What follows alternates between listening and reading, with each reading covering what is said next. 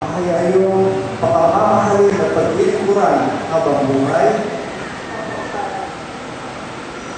Emmanuel, bukal ba sa iyong loob ang iyong pagpanito upang makaisanibig si Michelle na iyong pagmamahalin at paglilingkuran habang buhay? Nakahanda pa kayong gumanap sa inyong pananagutan upang sila ay inyong palakihin bilang mabubuting mamamayang Kristiyano?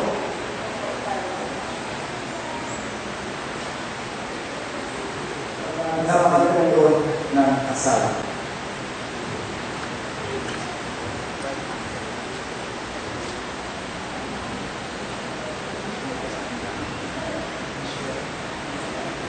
Harap ng Diyos at ng kanyang sambayanan, pinitipan kita maging aking may bahay kung may isang sa hirap at ginhawa, sa dusa at higaya. Ikaw lamang ang pipiliin at ikatanging kalugtong ng buhay. Yun ang kanyang sa harap ng Diyos, sa kanyang sambayanan, pinitipan kita maging aking asawa, pinitipan kita maging aking asawa, sa hirap at ginhawa, sa dusa at higaya. Ikaw lamang ang aking pipiliin Ikaw lamang ang aking pipiliin at ikatanging kalugtong ng buhay. at ikatanging kalugtong ng aking buhay. Ngayon ang kanyang. Michelle, sumasang-ayon ka ba na maging asawa ni Emmanuel na narito ngayon alinsunod sa batas at mga alituntunin ng ating banal na simbahan?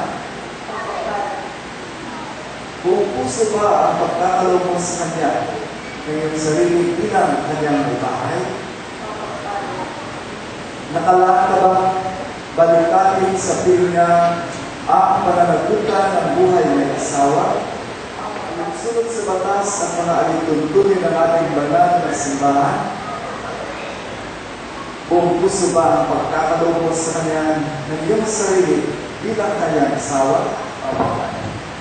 Nakalaan ka bang balikatin sa piling niya ang pananagutan ng buhay may asawa?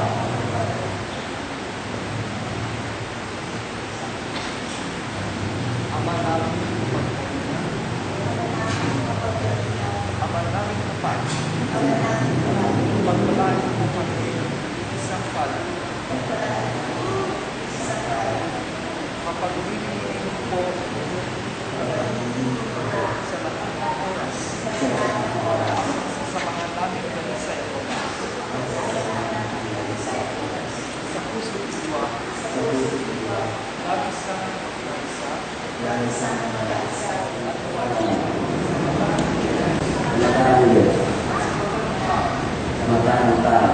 mas palagdaman kayo tinatanggap at tataas kayo sa aming kapiling at kabalang.